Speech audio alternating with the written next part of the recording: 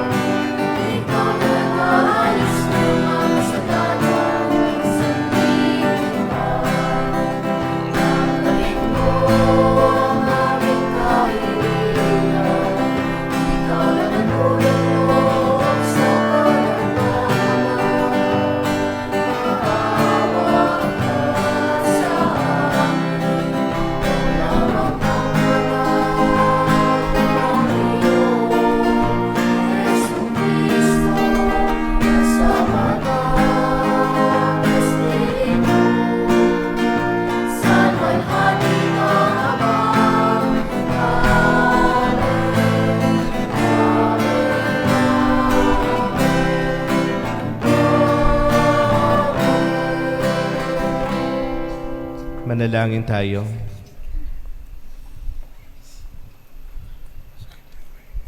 Ama naming makapangyarihan, patawarin mo ang aming mga utang sapagkat kami hindi makababayad ng lubusan.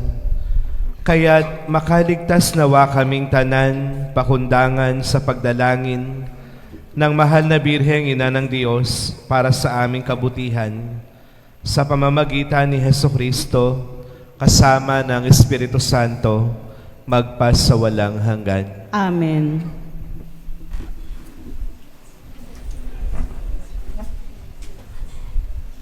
Sa kabila ng pagkukulang at kahinaan ni Huda at ng kanyang lipi, itinuloy pa rin ng Diyos ang kanyang balak.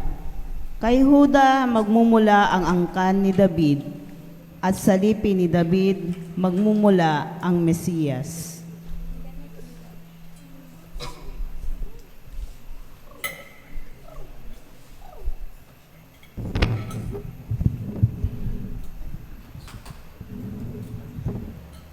Pagbasa mula sa aklat ng Henesis. Noong mga araw na iyon, tinawag ni Jacob ang mga anak niya at kanyang sinabi, "Kayo mga anak, magsilapit sa akin, akong inyong ama ay sumandaling dinggin. Ikaw, Huda, ay papupurihan niyong mga anak ng ina mong mahal.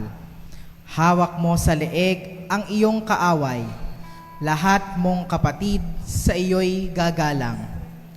Mabangis na leyon ang iyong larawan, muling nagkukubli matapos pumatay. Ang tulad ni Huday, leyong nahihimlay, walang mangangahas lumapit sino man. Hawak niya'y setrong tuon sa paanan, sa gisag ng lakas at kapangyarihan. Ito'y tataglayin hanggang sa dumatal ang tunay na haring, dito'y magtatangan. Ang salita ng Diyos. Salamat sa Diyos.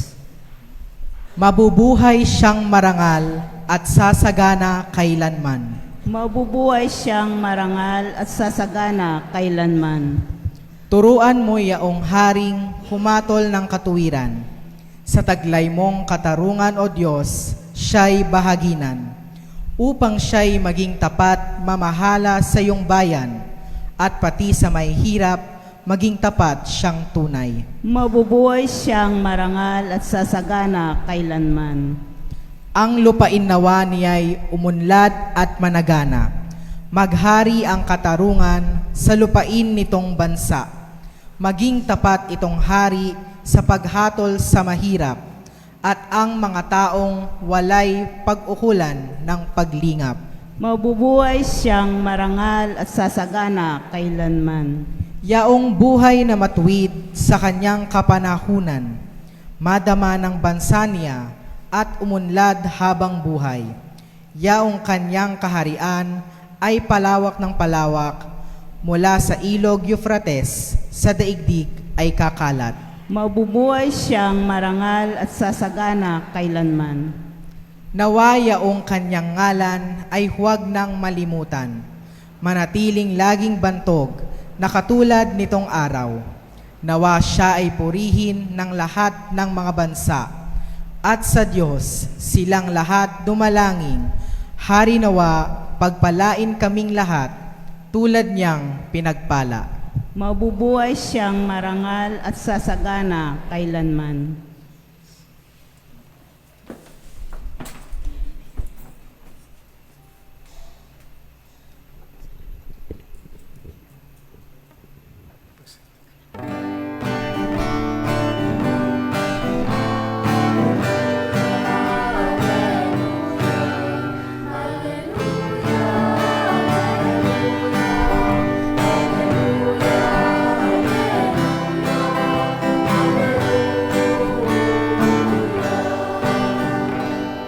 Karunungan ng may kapal, tanayong pangasiwaan, halina't kami turuan.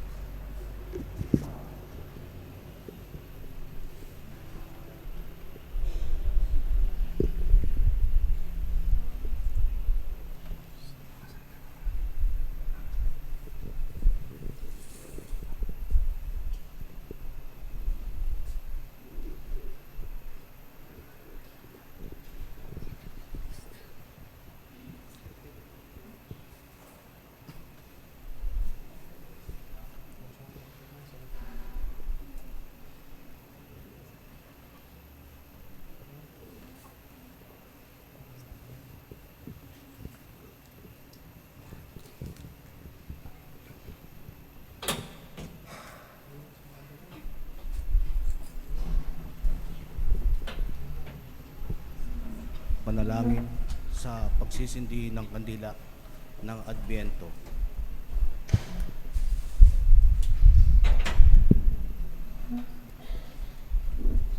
Ama ng liwanag, buong kagalakan naming hinihintay ang pagdating ng iyong anak, ang aming manunubos.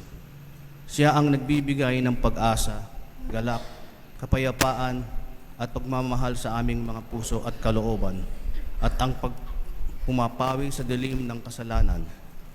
Ibuhos mo sa amin ang iyong pagpapala habang sinisindihan namin ang kandilang ito. Ang liwanag nawa nito ay maging tanda ng kaningningan ni Kristo sa aming buhay, na aming Panginoon ngayon at magpasawalang hanggan. Amen.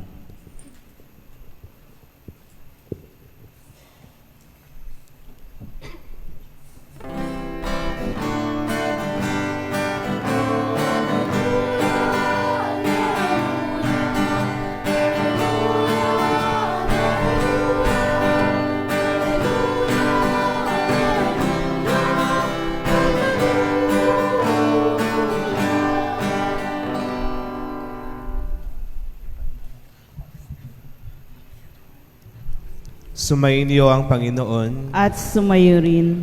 Ang mabuting balita ng Panginoon ayon kay San Mateo. Papuri sa iyo, Panginoon.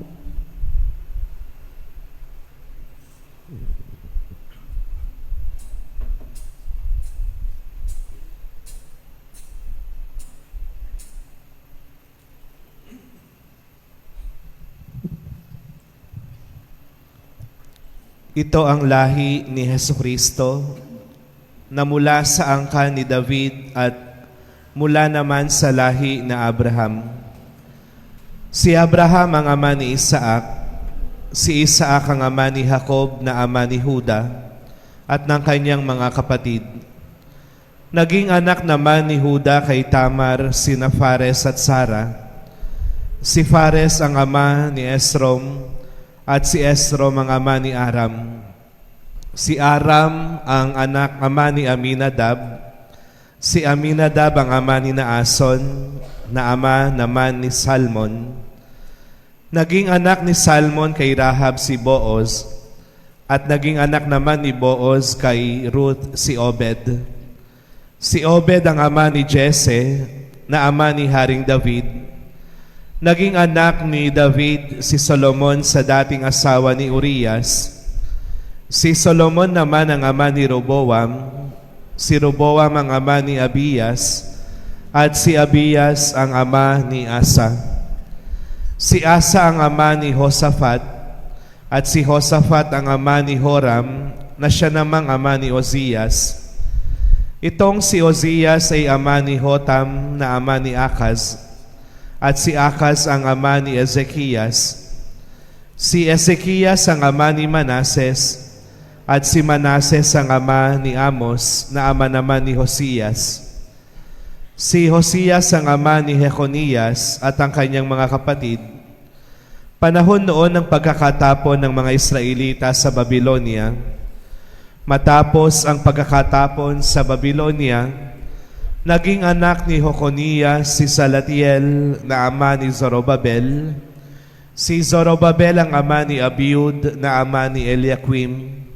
At si Eliakim ang ama ni Azor. Si Azor ang ama ni Sadok na ama ni Akwim. Itong si Akwim ang ama ni Eliud. Si Eliud ang ama ni Eleazar. Si Eleazar ang ama ni Matan na ama ni Jacob. At si Jacob ang ama ni Jose na asawa ni Maria. Si Maria naman ang ina ni Hesukristo na tinatawag na Kristo. Sa makatwid, 14 na salin lahi mula kay Abraham hanggang kay David. 14 mula kay David hanggang sa pagkakatapon ng mga Israelita sa Babylonia. At 14 din mula sa pagkakatapon sa Babylonia hanggang kay Kristo.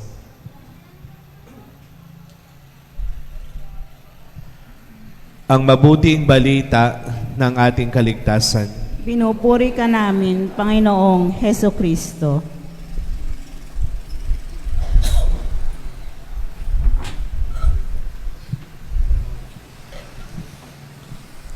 Magandang umaga po sa inyong lahat.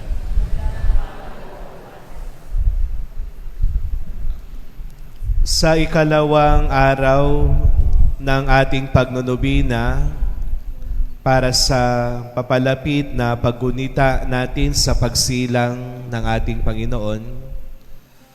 Ang ibinibigay ngayon ng Ebanghelyo ay ang talaan ng mga ninuno ng ating Panginoong Hesukristo. Tinatawag din po itong genealogy.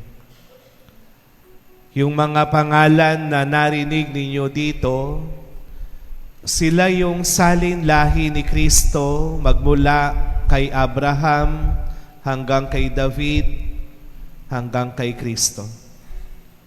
Ibig sabihin, ang mga nabanggit ay kabilang sa pamilya ni Jesus. Kaya nga, iniimbitahan ko po kayo ngayon na mag-focus tayo sa family dito sa homily ko ngayon. Isang aspeto po ng pagdidisiplina at pagpapalaki sa mga bata. Mayroon pong dalawang magkapatid. Yung panganay ay lalaki, babae ang bunso. Nakatira sila sa bahay ng kanilang lola dahil malayo yung kanilang mga magulang nagtatrabaho. Isang araw yung lalaking panganay, namulot siya ng mga lata. Tapos itinayo niya sa may kalayuan. Gamit ang kanyang tirador, tinitira niya yung mga lata para matumba. Hindi po niya napansin na yung alagang manok ng lola niya ay napadpad doon kung nasaan yung mga lata. Tinamaan po yung manok at namatay. Kinabahan na po yung ng lalaking anak. Hindi niya alam kung anong gagawin niya. Nilapitan po niya yung manok, kinuha niya at maghahanap siya ng lugar kung saan niya ihuhukay ito. Habang naglalakad siya, dala-dala niya yung manok, biglang sumulpot yung bunso niyang kapatid na babae. Ang sabi niya, "Hala ka, kuya, pinatay mo yung manok ni Lola, isusumbong kita." Ang sabi po nung kuya niya, "Sikreto lang natin to, wag mong sabihin. Pagagalitan ako ni Lola." O sige, sabi ng kapatid niya, pero sa isang kondisyon, sumunod ka sa lahat ng gusto ko. At pumayag po ang kuya. Pag-uwi po nila ng bahay, ang sabi ng lola, "Maghugas na kayo ng plato." Sabi po nung babaeng anak, "Lola, si kuya na raw po yung maghuhugas." Naguutos na naman si lola, "Mga apo, pumunta kayo sa tindahan, bumili kayo ng ganito." "Lola, si kuya na raw yung bibili." Ang sabi ng lola, "Mga apo, matutulog na tayo, maghanda na kayo ng higaan." "Lola, si kuya na raw yung maghahanda." Hawak niya sa liig yung kuya niya. Kinaumagahan, papasok po sila ng school. Binagyan sila ng baon ng lola. At biglang binulungan ng babae yung kuya niya, "Kuya, ibigay mo sa akin yung baon mo, kung hindi, susumbong kita." Binigay po ng kuya yung baon. Kaya nga, pagkatapos po ng school, papauwi yung lalaki, yung kuya, nag-iisip na, mahirap tong ganito, hindi ko na kaya. Aamin na ako sa lola ko. Kaya po pag-uwi niya, dumiretso sa kay lola niya, sabi niya, "Lola, may sasabihin po ako sa inyo. Kahapon naglalaro po ako, hindi ko sinasadya na tamaan ko yung manok nyo na matay. Sorry po." Ang sabi po nung lola, "Alam ko, nakita ko. Hinihintay lang kitang lumapit sa akin at magsabi."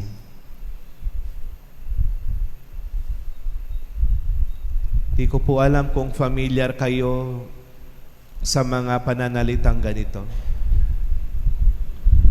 Sasabihin ng anak kay nanay, "Nay, bakit si tatay palagi pong nagmumura?"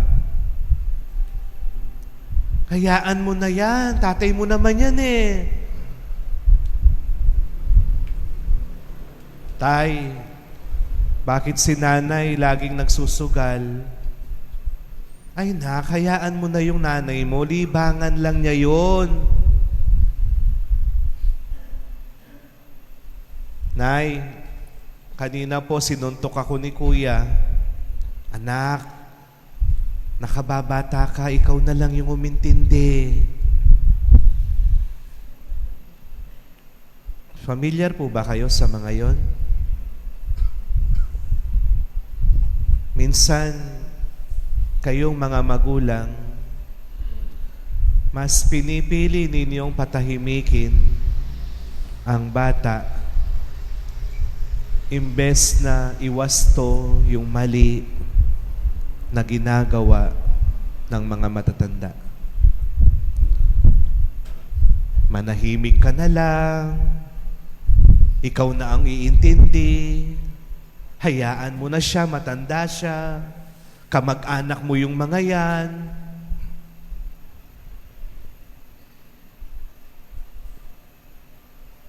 Yung paggawa po ng tama o mali, wala sa edad iyan. Hindi sukatan yung pagiging matanda para gawin mong lisensya yung paggawa ng masama at patahimikin ang bata.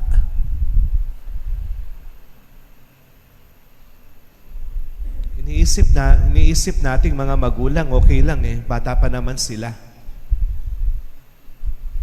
Pero hindi po natin alam na bubuo sa pag-iisip ng bata na normal lang yung paggawa ng mali. Kasi kailangan mong umintindi. Kasi kailangan mong manahimik. Kaya nga kapag lumaki yung mga yan, minsan dala-dala nila yung pagdidisiplinang ganyan. Matanda na ako, okay na akong magmura, kagaya ng tatay ko noon. Matanda na ako, okay lang magsugal, kagaya ng nanay ko noon. Kasi hindi sila na-correct. Kasi sa isip nila, okay lang. Basta manahimik ka lang. Iintindihin ka nila. Mananahimik sila. Kahit alam nilang gumagawa ka ng mali.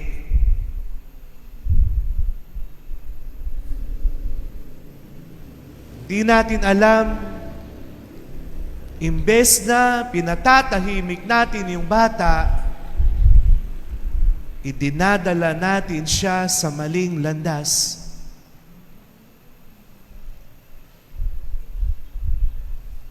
Tignan po natin ang Ebanghelyo ngayon. Alam nyo, si San Mateo, isa siyang totoong manunulat. Kasi kung gusto niyang ma-impress tayo sa mga ninuno ni Jesus, di sana pinili niya yung mga pangalan na inilagay niya dito. Hindi na sana niya inilagay yung mga pangalan dito na masasamang tao at may pagkakasala. Pero kung makikita natin dito, inilagay ni San Mateo kahit yung mga ninuno ni Jesus na prostitute, na magnanakaw, kurap, babaero. Nandito po sila. Hindi niya sinanitize yung listahan. Inilantad niya, heto, yung pinanggalingan ni Jesus na lahi. Hindi lahat banal, hindi lahat mabuti. Merong mga mahihina, marurupok at makasalanan. Kaya nga katulad ng ating mga pamilya, imulat ninyo sa mga bata na hindi perpekto yung pamilya ninyo. Na kayong mga magulang, nagkakamali rin kayo. Pero gawin nyo ito sa paraan na maipapaliwanag ninyo kung ano yung tama. Sa paraan na kung saan mapapaiwas ninyo sila sa mga mali. Hindi nyo kailangang iportray yung pamilya ninyo bilang banal na pamilya.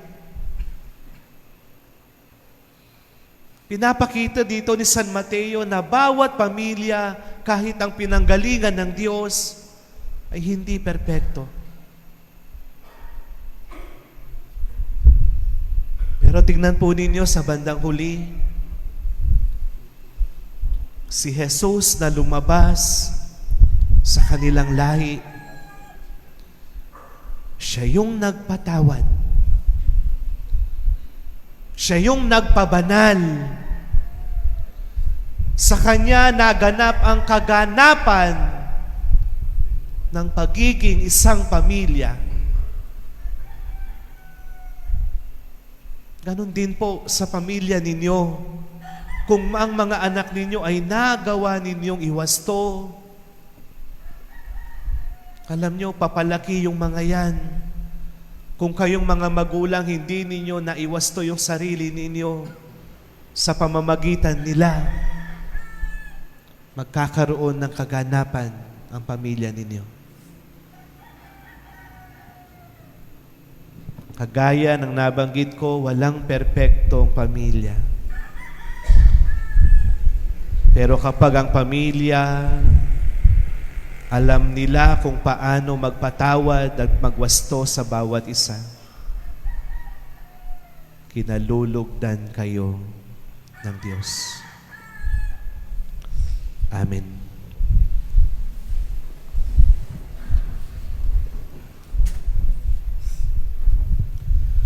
Humiling tayo sa ating Diyos, Ama, mga kapatid, ng pusong bukas sa Kanyang karunungan. Habang ating hinihintay ang pagdating ng Kanyang anak, manalangin tayo. Ama, ituro mo sa amin ang landas ng iyong karunungan. Ama, ituro mo sa amin ang landas ng iyong karunungan.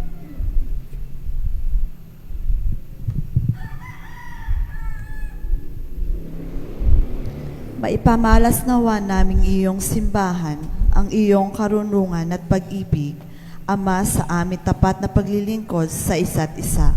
Manalangin tayo. Ama, ituro mo sa amin ang landas ng iyong karunungan. Gabayan mo ang aming mga lingkod bayan sa kanilang mga tungkulin. Manalangin tayo.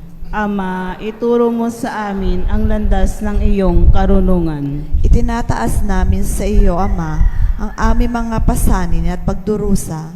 Tulungan mo kami sa pamamagitan ng iyong mapagmahal at makapangyarihang karunungan.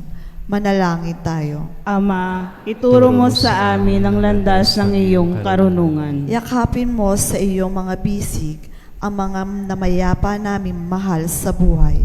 Manalangin tayo. Ama, ituro mo sa amin ang landas ng iyong karunungan. Sa ilang sandali ng katahimikan, itaas natin sa Diyos ang ating mga pansariling kahilingan, gayon din ang mga taong lubos na nangangailangan ng ating panalangin. Manalangin tayo. Ama, ituro mo sa amin ang landas ng iyong karunungan. Sama natin sa ating mga panalangin ang mga sumusunod. Pagpapasalamat mula kay Barangay Captain Aurelio Tagasa at ang kanyang pamilya, Tessie Pagyo and family, Pangan family, para sa special na intensyon ni Jason Ray Rodriguez, para sa regalo ng buhay ni Sister Arlene Di Macali Valentino, Jenaline Manipol Orpila.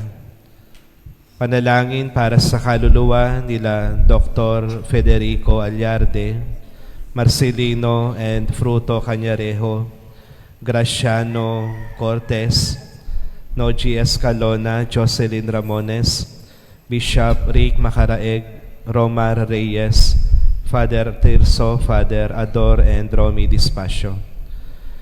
Ipanalangin natin sila sa Panginoon. Ama, ituro mo sa amin ang landas ng iyong karunungan. O Diyos Ama, ginagabayan mo sa iyong karunungan ang sanglilikha. Halina at ituro mo sa amin ang landas ng iyong karunungan habang matiyaga naming hinihintay ang iyong pagkakatawang tao sa iyong anak na si Jesus, ang aming dakilang manunubos ngayon at magpasawalang hanggan. Amen. Amen.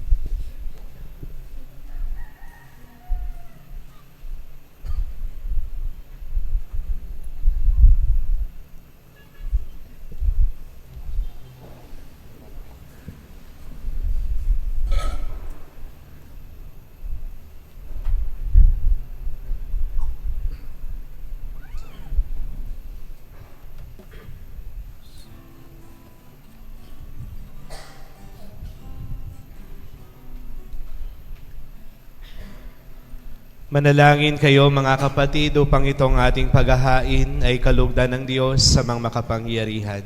Tanggapin nawa ng Panginoon itong paghahain sa iyong mga kamay, sa kapurihan niya at karangalan, sa ating kapakinabangan at sa buong sambayanan niyang banal.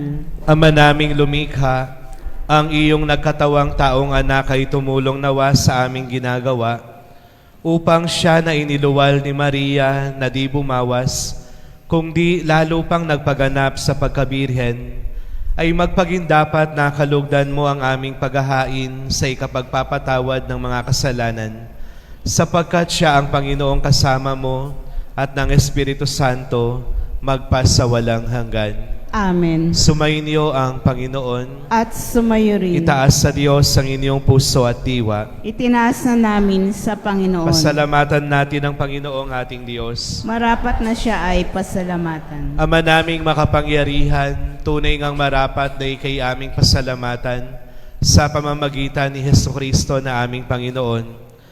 Ang pagsusugo mo sa Kanya ay pinahayag ng lahat ng propeta. Ang pagsilang niya ay pinanabikan ng mahal na Birheng Maria. Ang pagdating niya ay nilahad ni San Juan Bautista sa kanyang pagbibinyag. Ngayong pinaghahandaan namin ang maligayang araw ng kanyang pagsilang, kami ay nananabik at nananalangin lubos na makaharap sa kanyang kadakilaan. Kaya kaisa ng mga anghel na nagsisiawit ng papuri sa iyo ng walang humpay sa kalangitan, kami ay nagbubunyi sa iyong kadakilaan.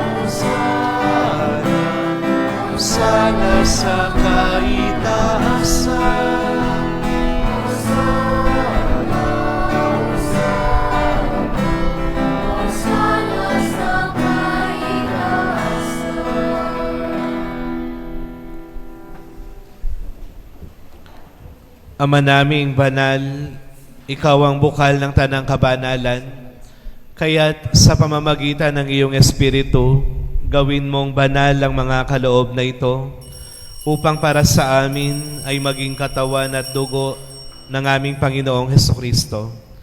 Bago niya pinagtiis ang kusang loob na maging handog, hinawakan niya ang tinapay at pinasalamatan kaniya. Pinaghati-hati niya iyon, iniabot sa kanyang mga alagad at sinabi, "Tanggapin ninyong lahat ito at kanin.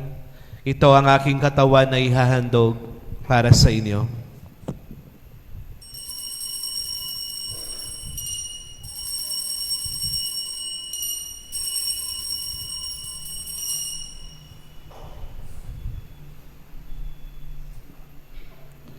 Gayon din naman nang matapos ang hapunan, hinawakan niya ang kalis at muli kanyang pinasalamatan.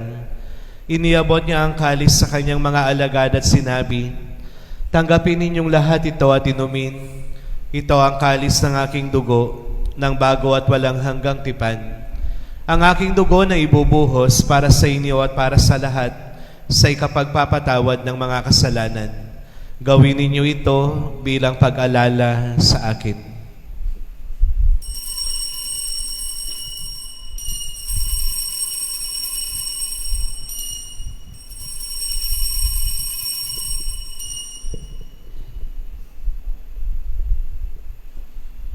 Ang misteryo ng ating pananampalataya.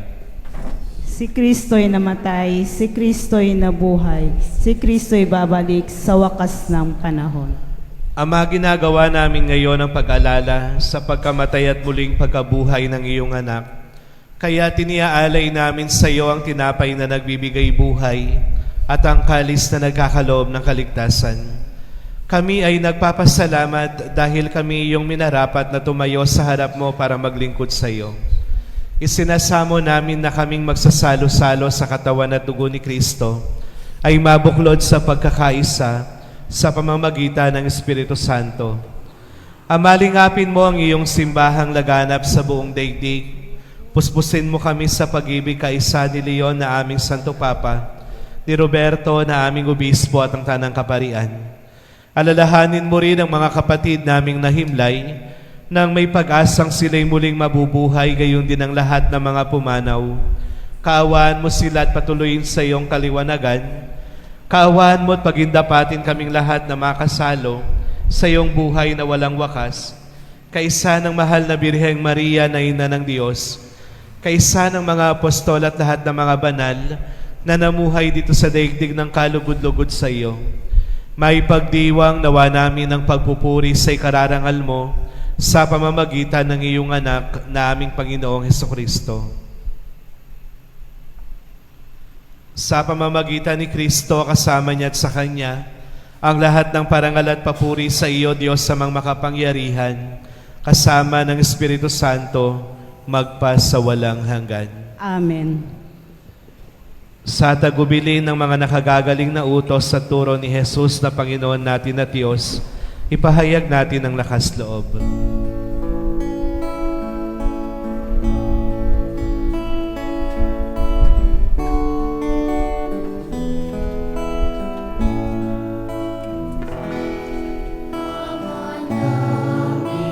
Sumasalit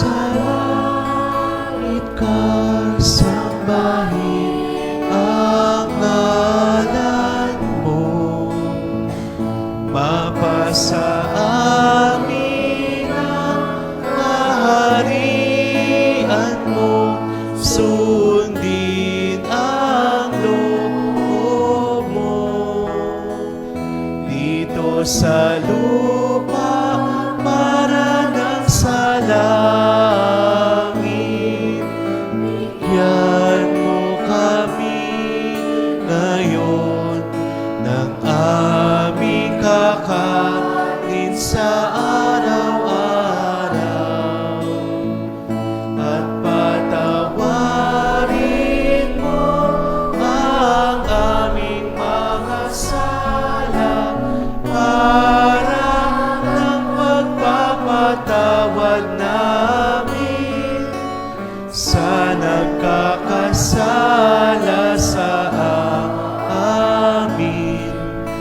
At huwag mo kaming ipahintulot sa tukso, at iadya mo kami sa lahat ng masama.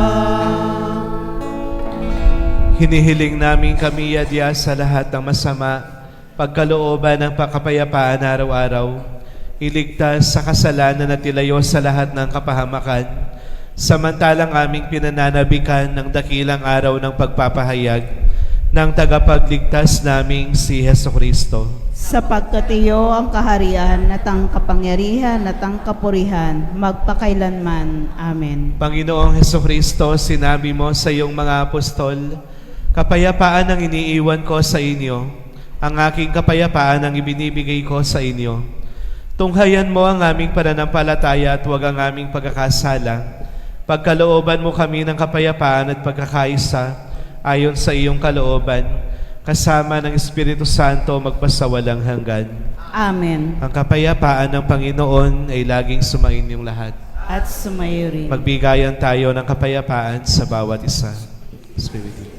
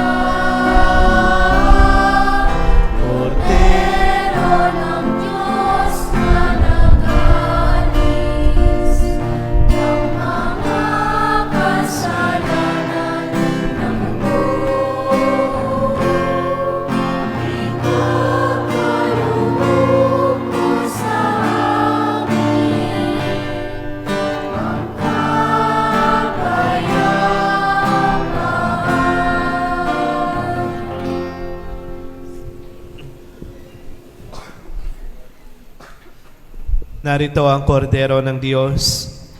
Siya ang nag-aalis ng mga kasalanan ng sanlibutan. Mapapalad tayong tinatawag sa kanyang piging. Panginoon, hindi ako karapat-dapat na magpatuloy sa iyo, ngunit sa isang salita mo lamang ay gagaling na ako.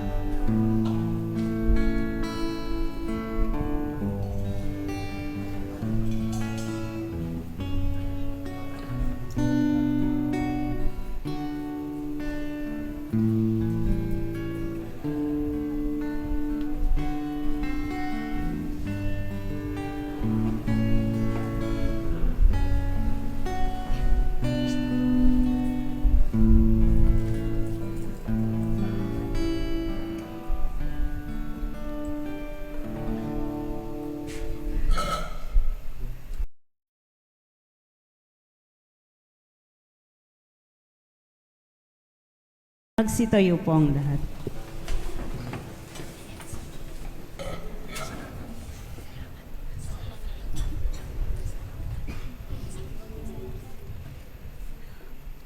Manalangin tayo. Ama naming mapagmahal, sa pagsasalo namin sa banal na pakikinabang, ang iyong kagandahang loob ay aming hinihiling upang ang pagpaparangal namin sa mahal na Birhen at pagtulad namin sa Kanya ay magpagindapat na aming paglingkuran ang pagganap sa kaloob mong kaligtasan sa pamamagitan ni Hesukristo kasama ng Espiritu Santo magpasawalang hanggan. Amen. Sumainyo ang Panginoon. At sumayo rin. Yumuko kayo at hingi ng pagpapala ng Diyos. Ang makapangyarihang Diyos, Ama na bugtong na anak na naparito na noon at hinihintay nating bumalik ngayon, ay siya nawang magpabanal sa inyo pakundangan sa liwanag ng kanyang pagdating, at siya rin nawa ang pumuspos sa inyo sa pagpapala ngayon at magpasawalang hanggan. Amen.